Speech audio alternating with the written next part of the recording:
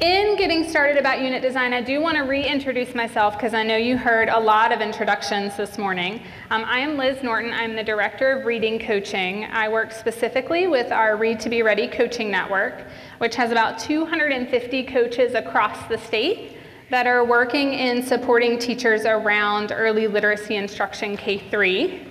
I have the great honor today of being in the room with my alumni.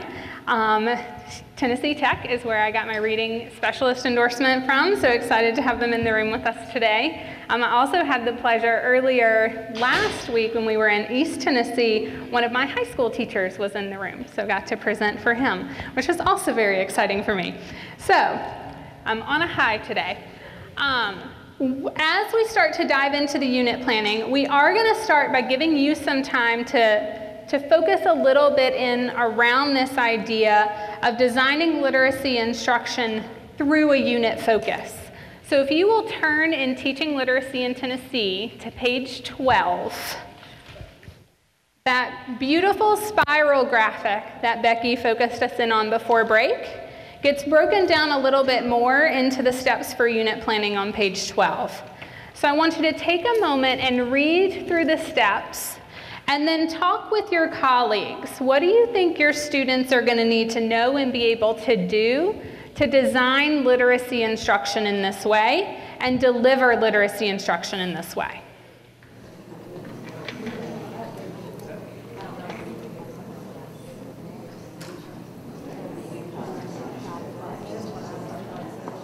All right, so let's come back together and we'll share out a little bit. What are some of the things that you're already thinking about when you think about your teacher candidates? And I'm going to do my best to run the mic to you. But what are some things that you're already thinking about?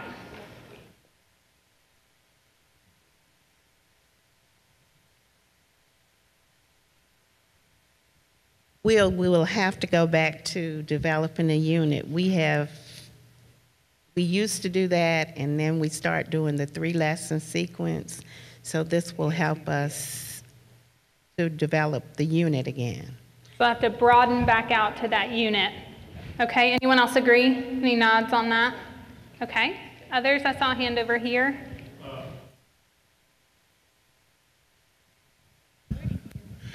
First thing that came to my mind is how we need to reinterpret this with EdTPA language so that it matches for our candidates.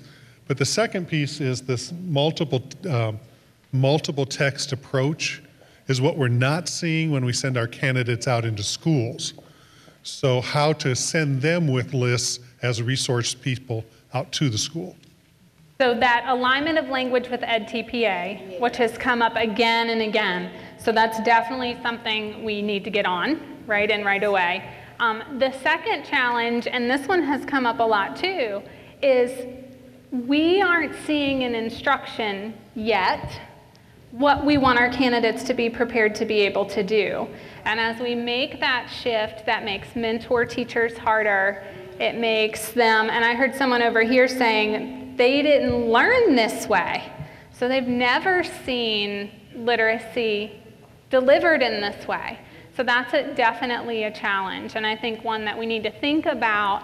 How do we creatively come up with ways to help our candidates be able to see what it looks like and experience it so that they then know how to do it and can see the value in it and why it's an important piece.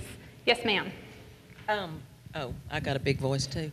I think we're in Pulaski, so we're in the middle of nowhere. But we send our teacher candidates to work in our Read to Be Ready program. And the Read to Be Ready program in the summertime has so many wonderful texts.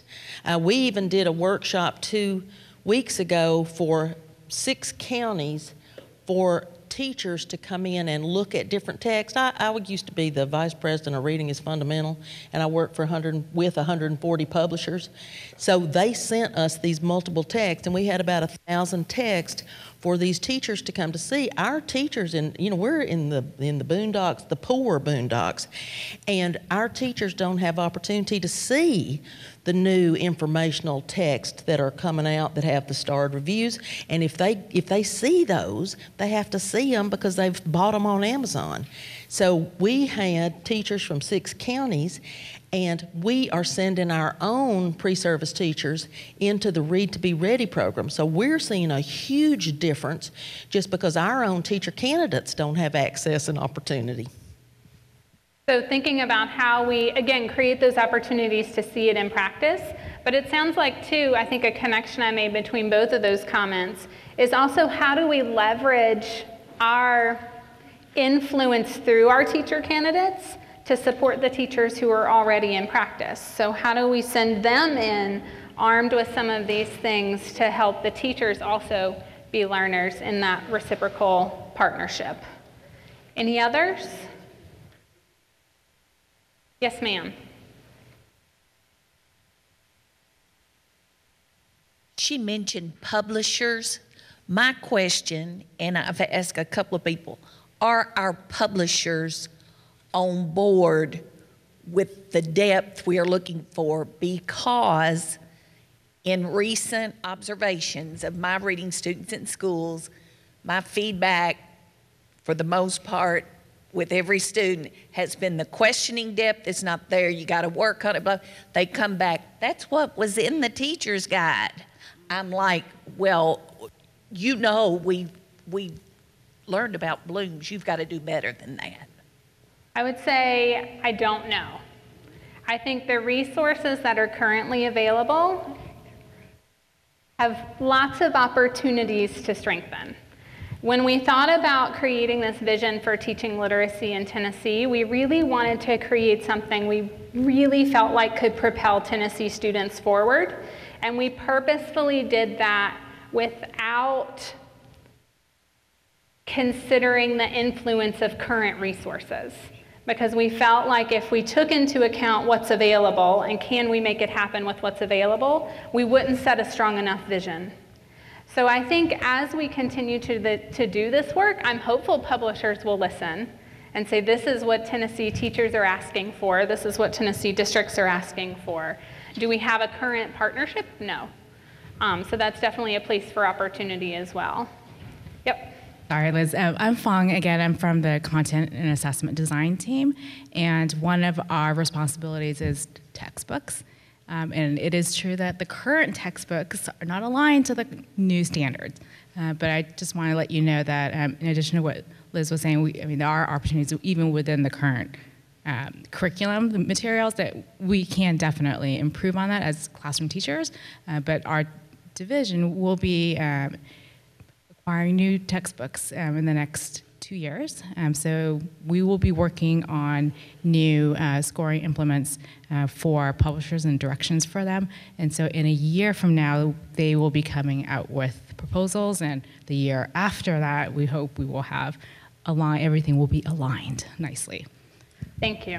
And I think just a little bit more about this. This work is helping teachers become wiser consumers and producers, wiser consumers of whatever resource they have. So when they are able to look at the question sequences and go, oh, this doesn't really match what I know about quality instruction, then they can infuse more. Producers of high quality literacy experiences based on what they know, and quality consumers of the resources that might be at their fingertips. Yes, ma'am. So I think one way we do that is in our methods classes is we take the text and critique it. Like okay, this is the text we've got right now. How do we do all this? So that's an assignment or at least part of a class. Yes, and this question came up at the East Tennessee convening too, of what is the balance between supporting our candidates and being able to use the resources that are currently available in their districts, and the balance between supporting them and being able to create a unit like this where they're finding the resources. Because right now we're in this tricky place with resources. Adoption's still a few years off. The ones we have we know aren't quite there. And there is a balance to being able to be a wise consumer of what we have, but also how do we use that in a way that propels us towards strong literacy instruction. So as we continue to think about that and grapple with some of those issues, we're going to dive a little bit deeper into what does it mean to build a unit around conceptual knowledge. So Becky talked about that balance between skills-based competencies and knowledge-based competencies. And teaching literacy in Tennessee, the framework you see behind me, is really about leveraging our literacy experiences to also build knowledge and schema. Because we know when kids go to more and more complex text, that background knowledge is a critical component to comprehension. And so we want to think about how do we leverage our literacy instruction in the early grades so that we're not just building those skills-based competencies, but we're also arming our students with a wealth of schema they can draw on when they get into the upper grades. So if you will turn to page 36 in Teaching Literacy in Tennessee, you will see an overview of this idea of conceptual unit design.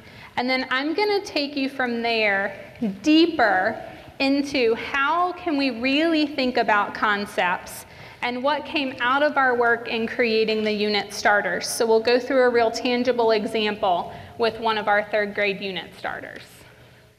Okay, so take a minute, read page 36, and then we're going to dive a little deeper.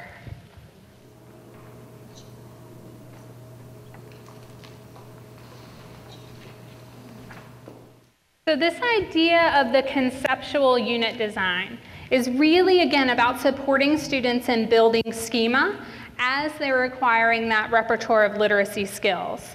And it also helps us really bring meaning and relevance to the reading standards.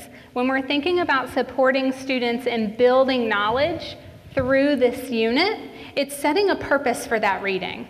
And when we think about the reading standards, it helps us dive deeper and have richer conversations, richer discussions, when all of our texts start to come together to push students towards some deep understanding around a discipline.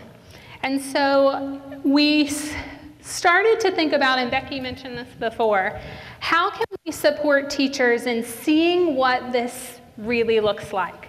So we had the vignette of Mr. Herman in Teaching Literacy in Tennessee, but it wasn't enough. Teachers still weren't sure, how do we pair text together? How do we develop question sequences that build in rigor? What does that mean? What does it look like? And so we developed unit starters. So the unit starters are starters. They're not full units. And that's an important key word, because one of the things we couldn't do in creating these examples was take students into account.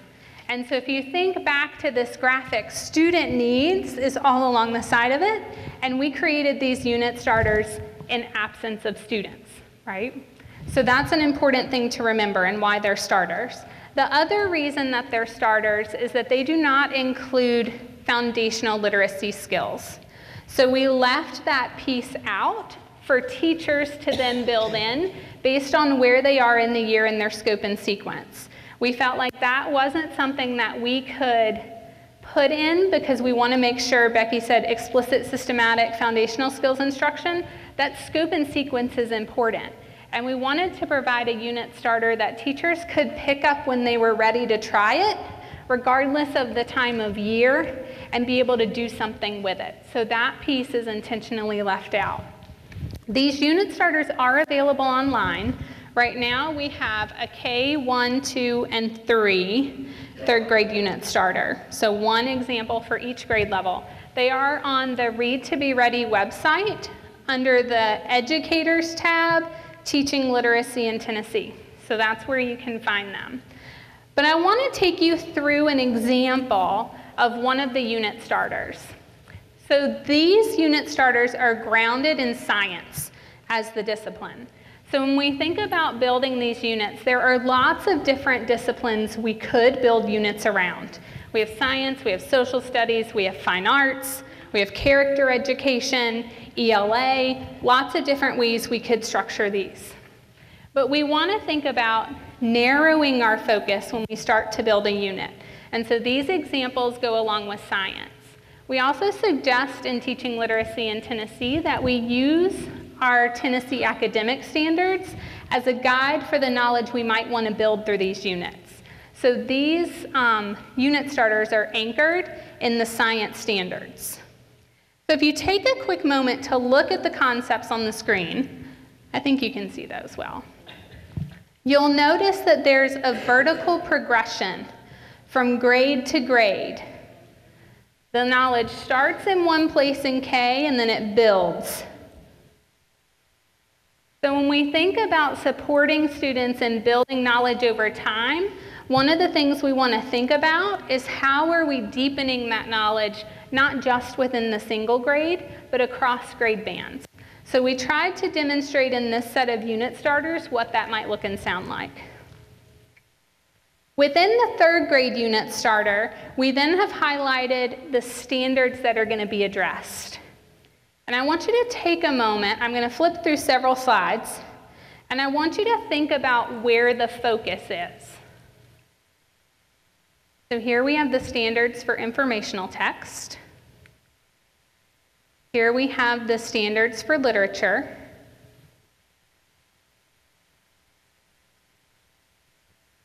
The standards for writing.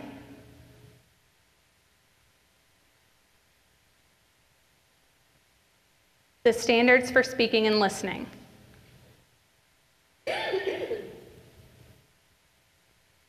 The standard for science. Where is the emphasis of where we want to see the learning placed for students within the standards within this conceptual unit?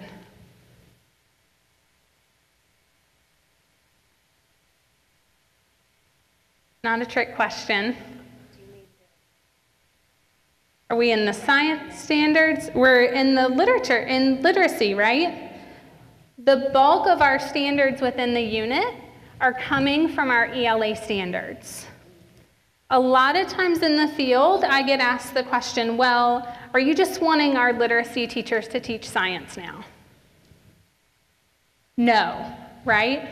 We want to use these concepts as the vehicle to teach our ELA standards and teach them well, teach them to depth.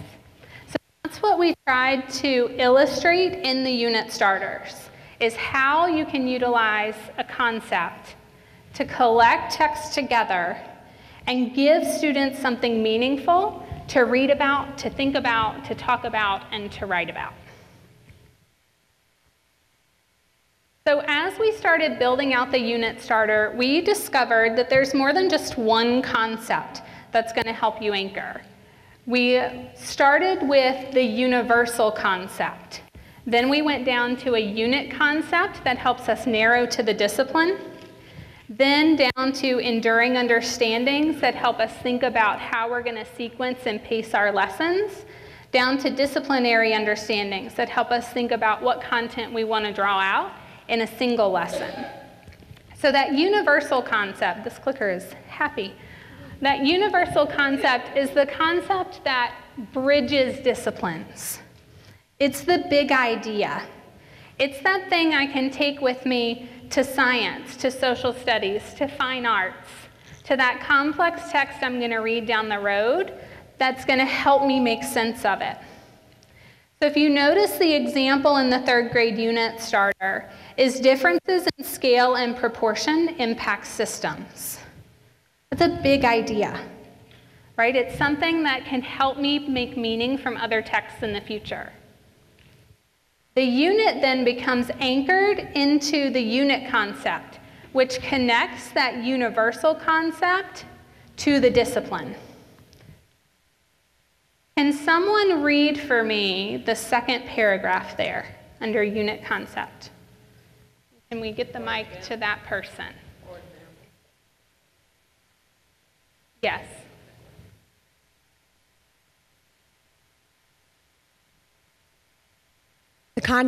This concept provides students with an organizational framework for connecting knowledge within the disciplines into a coherent view of the world and provides educators with a focus for unit planning.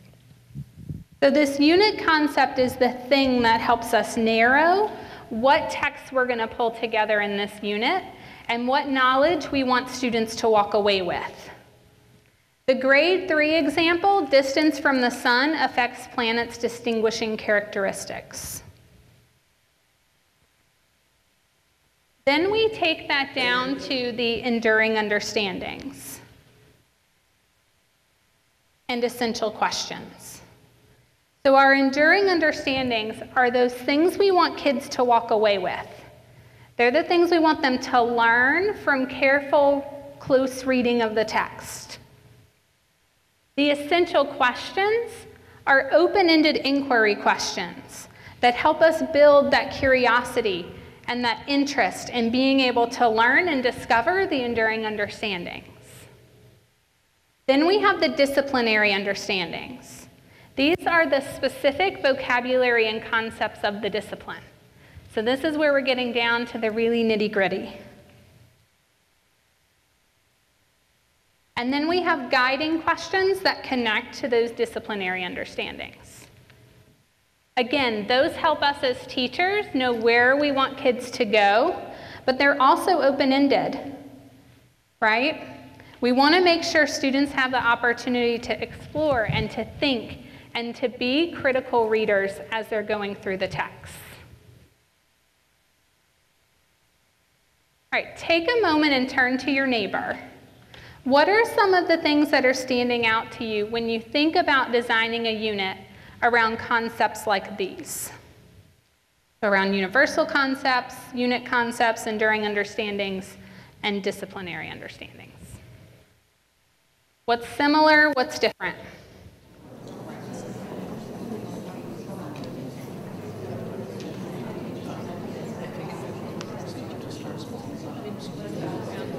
I hope one of the things that you noticed with this conceptual unit design is that this is not your mama's thematic unit, right? That's what I jokingly tell my coaches. This is not your mama's thematic unit. This isn't a thematic unit on apples.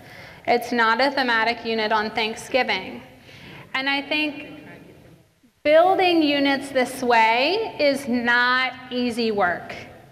It's hard work. The payoff is that when we have this end in mind, this conceptual knowledge that we want to build, it makes the lesson sequence stronger. It makes us think differently about the questions we want to ask. It makes us think differently about the tasks we want to engage students in. And so it's an important piece to thinking about literacy design, especially when we think about the rigor of our standards. How do we support students in deep thinking and deep application of these literacy standards? And we think this is one way to do that. To summarize, I'm going to show you a little video clip that reiterates this idea of concepts and how they fit together. In the video, you will see the disciplines represented as jars. And I want to note that we have 3 jars there. That doesn't mean those are the only 3 jars you could have, but they are 3 jars that represent standards that we have in Tennessee. So that's why we utilize those 3 jars.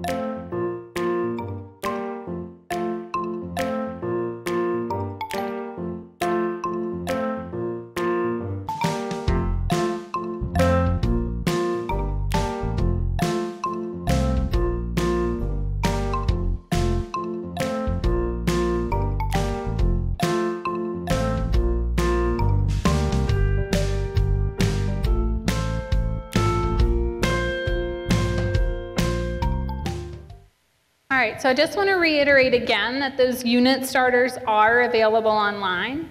And there are examples for kindergarten, for first grade, for second grade, and third grade of how that concept gets broken down.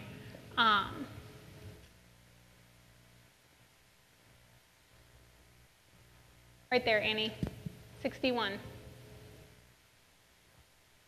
Each one of those unit starters has an overview page like this one that has the universal concept, the unit concept, the enduring understandings, and the disciplinary understandings that are built through the unit. So that's an important piece. We also focused those back then on the instructional decisions teachers have to make. So when we think about building this conceptual knowledge through text, this really is about building the knowledge through immersion in the text. It's not about building all this background knowledge before they come to a text, but it really is about how do we use these texts to provide purpose and meaning to learning the literacy skills in support of drawing those enduring understandings and making that meaning from text. So the instructional decisions around what text we're going to use and how we're going to use those texts are really important. So in the unit starter examples, you'll see texts for interactive read aloud and shared reading, and then a set of texts that could be used for small group reading or independent reading that are all gathered together around that concept. So texts that support themselves to helping students build that universal concept, the unit concept, the enduring understandings, and the disciplinary understandings. All of that comes together in a literacy block that's anchored in our Tennessee standards. So one thing I want you to notice about this graphic is that you see equal weight given to all of the parts of our standards. So we want to spend a good chunk of our instructional time reading. We want to spend a good chunk of our instructional time writing. We still want to spend a good chunk of our instructional time in that explicit foundational skills instruction, but always thinking about how it connects back to the text that we're reading and the text that we're writing. And those speaking and listening standards are supported within all of those strategies for reading, writing, and foundational skills when we're asking great questions, when we're using great talk structures. So that's why you see the speaking and listening along the side, because those should be embedded within all of the instructional strategies that we do. Again, because those are unit starters and we didn't include the foundational skills, sometimes we lose it in our conversation. So I want to make sure we didn't lose it today. So that importance of, if you notice on the big graphic, we've got the two buckets in explicit and systematic foundational skills instruction. So we have one side that's labeled out of text instruction. What we mean there is just that focused instruction, right? So that we have a scope and sequence that we're following. We have that time dedicated to that explicit instruction. That's not to say that connections haven't been made to the other texts we're reading and setting up that lesson. And we definitely want to have that opportunity to take that foundational skill instruction back to authentic reading and writing opportunities after that instruction as well. So you'll see this graphic is in some of our Read to Be Ready training materials. And it's that idea that we want to be sure we provide that explicit systematic foundational skills instruction. There's no denying the importance of that, but we do have to make that connection back to text. That link to authentic text is really important. And you heard that reiterated in our TN Ready results, that students can do those foundational skills isolated, but when they're asked to apply them in authentic text, that's where they struggle. And so that's a place in our own instruction we have to think about how do we make those links and those connections back. So even though you don't see that represented in the unit starter, we still say it's a vitally important part of that literacy block and a piece we don't want to miss or leave out when we're thinking about the literacy through the lens of that conceptual knowledge building. So it's not that one is more important than the other. It's just we couldn't include that in the unit starter because the needs of kids in your scope and sequence is so important for timing. So when we connect back, though, to that universal concept and that unit concept, the next thing we really have to grapple with is that text selection. And so when we think about choosing text, we want to think about choosing that text based on its complexity. Apparently, I have heavy fingers. So notice we've got a new triangle. I don't know if you've seen this complexity pyramid before. You may have seen one that had the 3 triangles as a part of it. So the qualitative, the quantitative, reader, and task. This updated triangle has a center triangle, that the texts are high quality and content rich. So we want to make sure that we're building text sets that are going to support students in gaining that schema, building that background knowledge, and so that has to be a key part of our text selection. We then want to think about those quantitative measures of text complexity. So we want to ensure students have opportunities to access texts that are above grade level. We want to make sure students have opportunities to access texts that are on grade level. Both of those are important for building knowledge, but also for building vocabulary and exposure to sentence structure and syntax. So we want to make sure students have opportunities to be engaged in that type of text. Our standards lay out a grade band for quantitative measure when we think about being on grade level and above grade level. But that's not the only thing we want to look at. We also want to look at that qualitative complexity. The qualitative complexity is going to help us ensure that we are exposing students to lots of different things in text, but it also helps guide our instructional decisions. I think sometimes when we do this qualitative analysis, we do it to select the text initially, and then we forget about it, right? We set it off to the side and we're done. But it should be helping us guide where are the points in the text where I need to model. What are the points in the text that my students are going to struggle with that I need to stop and ask questions about? This can help us guide and think about how do we sequence these texts and what are the key teaching points I want to draw out of the text that, again, are going to help students make meaning and build towards those enduring understandings. The next thing we want to think about is reader and task. I want to give you a second to read the reader considerations and the task considerations. And then I want you to turn and talk to your neighbor. When we think about quantitative complexity, qualitative complexity, and reader and task, what do your candidates need to know?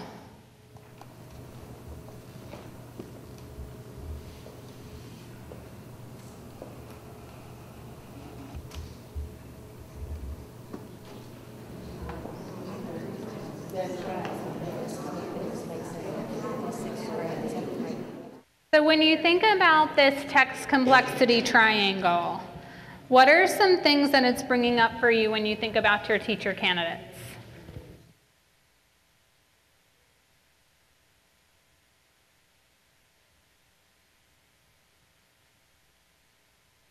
I'm really good at wait time. So when you think about text complexity, when we think about that triangle, so quantitative, qualitative, reader and task, high quality and content rich, what is that making you think about in connection to your teacher candidates?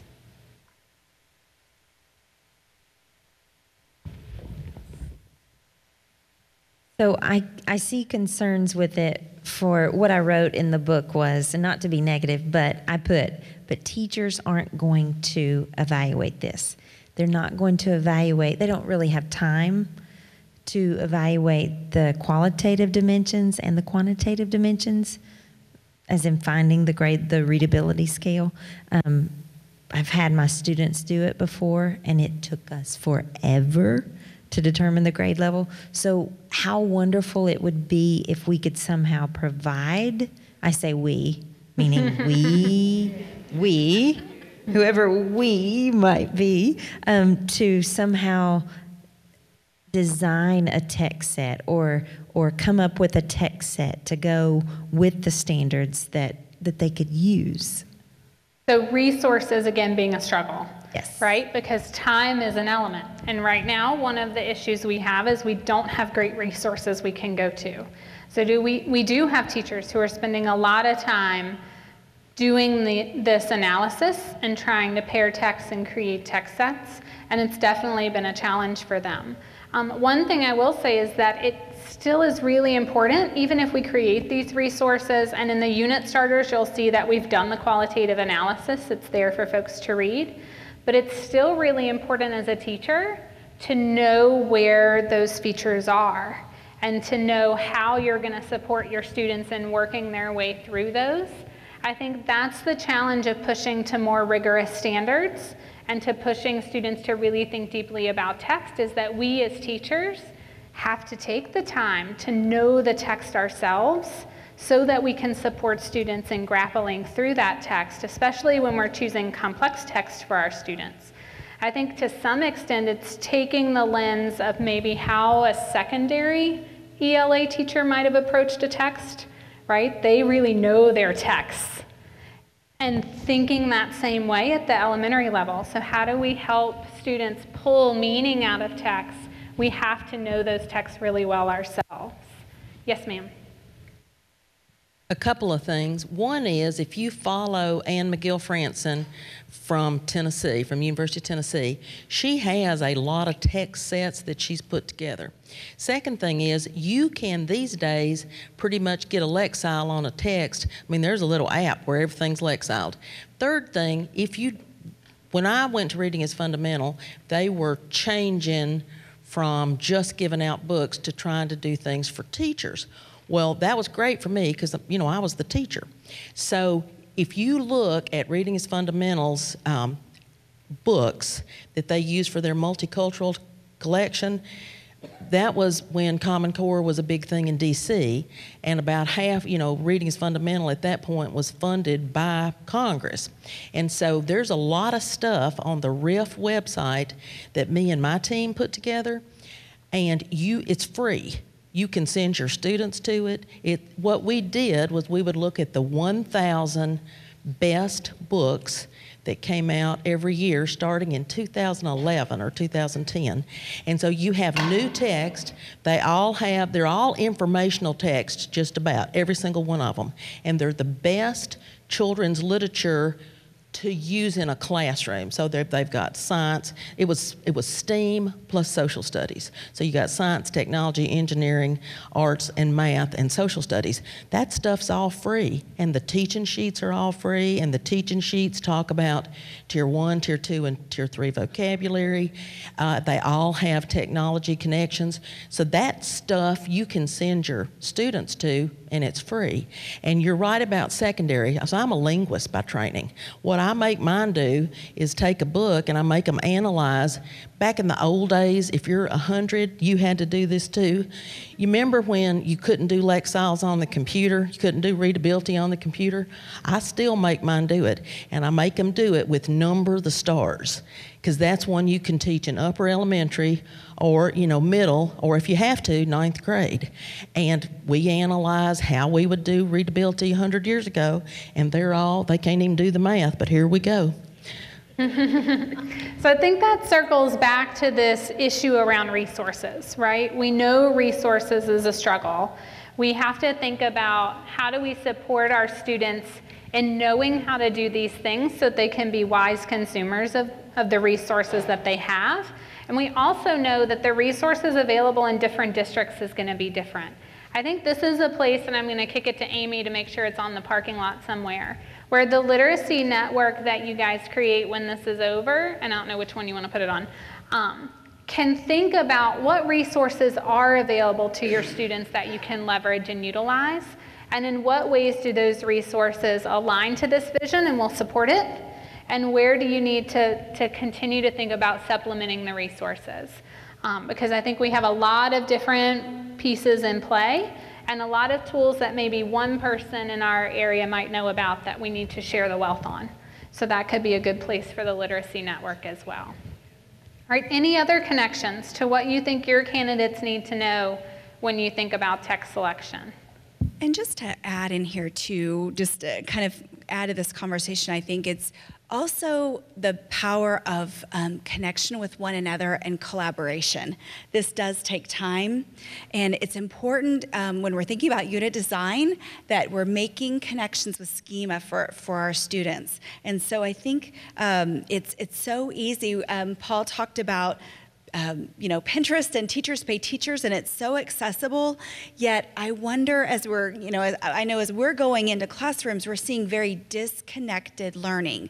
We're having reading happen, and then something happen that's different during writing, and then we have phonics that happens, and it really isn't making connections, which, some of our students with special needs or have differing needs desperately need those connections. So though this work takes a lot of time and it takes time to build these units with this rich text and activities and questions, I just want to also say, again, what Liz mentioned, it's so important that we take that time and teachers really understand the text. They draw upon their media specialists. They draw upon each other to build these rich connections in the learning experiences that students have.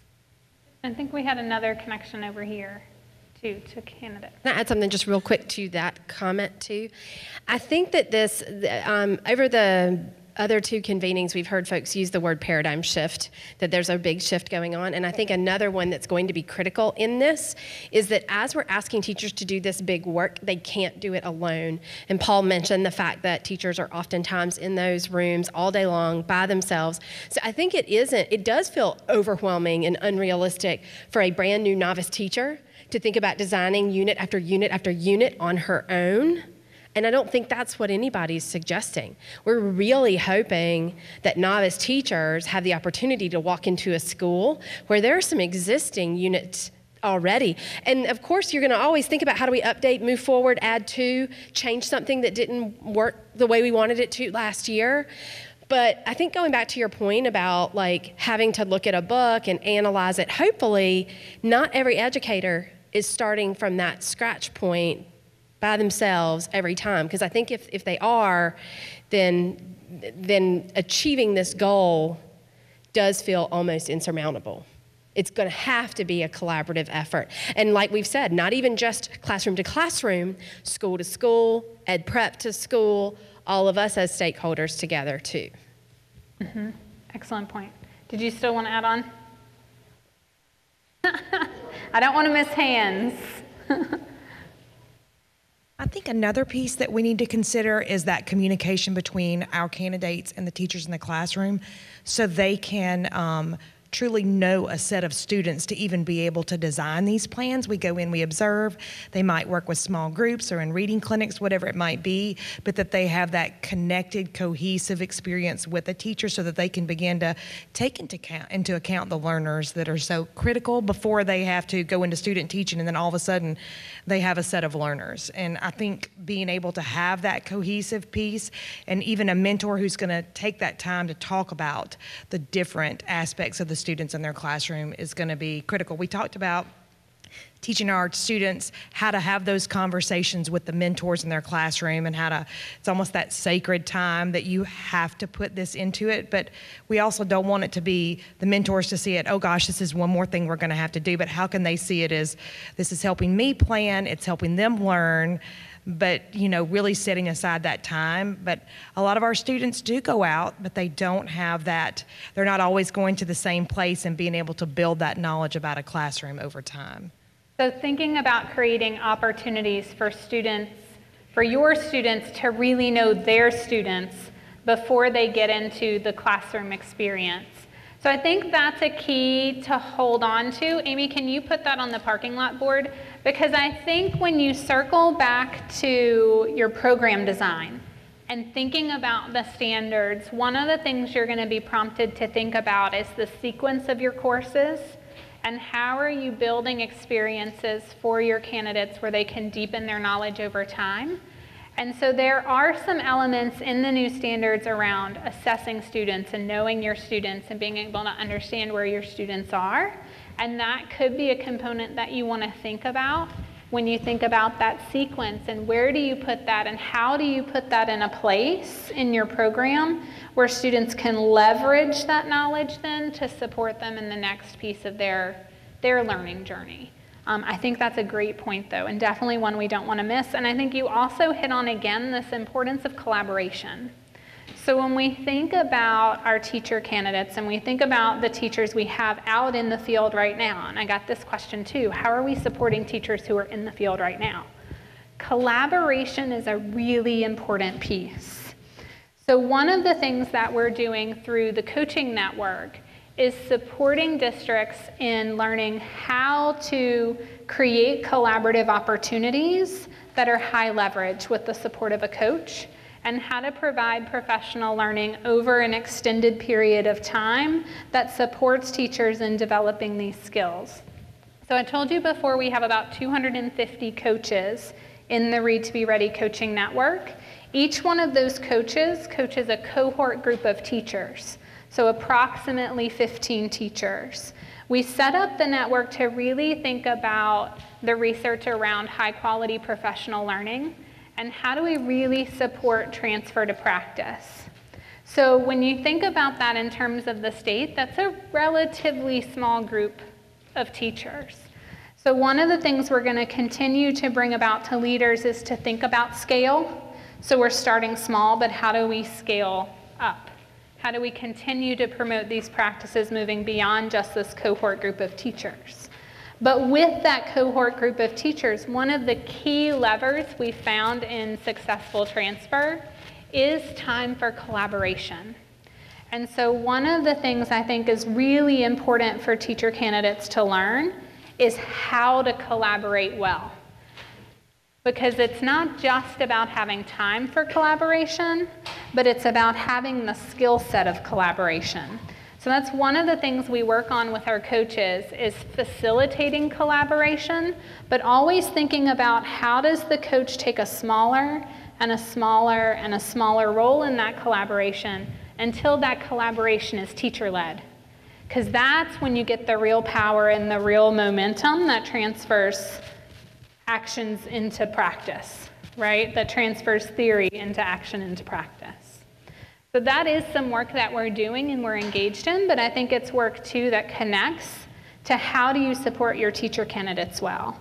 And so it was brought up at a couple of the other convenings at different points, this idea of the mentor teacher and how do we select the mentor teacher and what's the role of teachers who are engaged in the Read to Be Ready coaching network in that mentoring opportunity. So that's something that we've got on a couple parking lots. I don't know if it's on this one yet, but that we can circle back to as well. So you guys started to hit on this idea of text sets. So we're going to extend this idea of text selection now into the text set, because we can't build this conceptual knowledge with a single text. We have to think about how do we pair these texts together so that students are building schema along the way.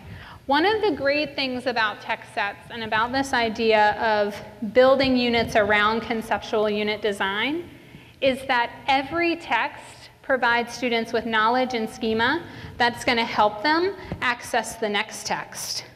So when we think about that read aloud experience, it's giving students schema and vocabulary that they didn't have before that they're now going to be able to use and leverage when they go to that shared reading experience.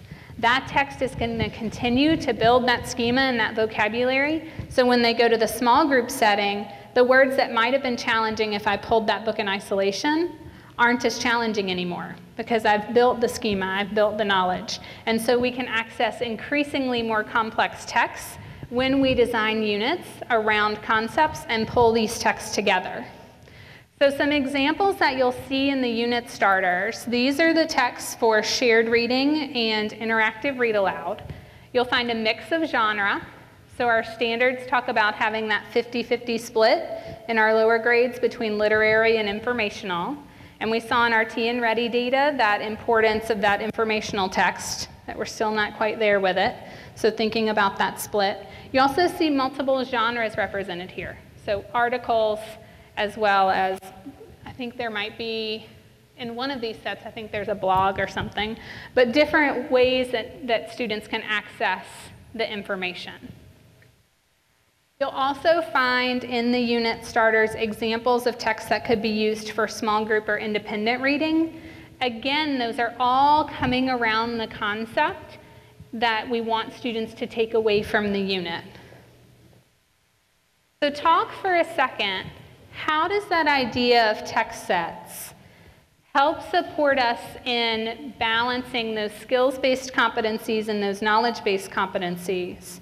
But how do you also see that in supporting students in developing their literacy skills over time?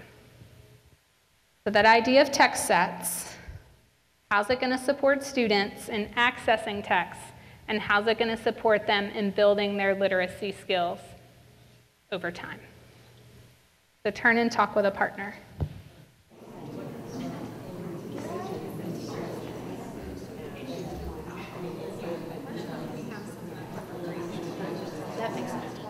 So what are some things that resonated with you in that when you think about Tennessee students?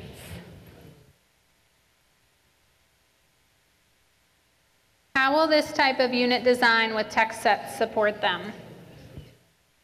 Yes, ma'am. Well, I was just thinking that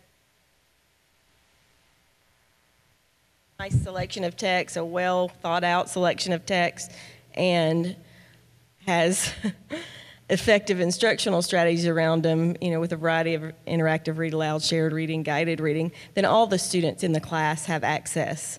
And not just that they can pick up and look at it, access. They all have access to the conceptual understandings, the literacy, the foundational literacy aspects that the teacher can draw out. They all have aspects, they'll have access to the text sets. And then they're hopefully able to select texts for themselves and also compare among the texts. So it creates that equity in access. Yes. All right. Others? We were also talking about, this helps to, I guess we're more focused on the teachers too, that it would take them away from just using the teacher's guide. Because we're noticing a lot of teachers are still trying to, and they're teaching our candidates, no, when you plan your lesson, you have to use this teacher's guide. But if you have this set of texts, then you can use that and teach your unit, your lessons around that, and let's get away from the teacher's guide. So really thinking about, that goes back to this idea of really thinking about your students. Exactly. Right? We have to be really thoughtful planners to use text sets, and we have to think about our kids in that process, rather than just kind of following a script along the way. Exactly. Yep. All right, others? Thoughts, ideas? Anyone from the back of the room? All right. Well, then here's what I want you to think about. We've talked about a lot this morning. So I want you to take a minute to think about everything that we've covered so far. What are some initial reactions that you're having about how your current program already supports some of these things? And what might be some areas you need to reconsider? And I'm going to push you to really, our norm says be open-minded, but I'm going to push you too to be a little out of the box. So this is your opportunity to brainstorm and to connect with colleagues and to think about things in new ways. So I'm going to push you to think, as you're reconsidering, think about what you want it to be and dream big. Because this is an opportunity for us to partner with each other and support each other in big dreams. All right, so think about it, talk with your colleagues. What are the areas that you see that are strengths, where you feel like we got this part? What are areas you might reconsider?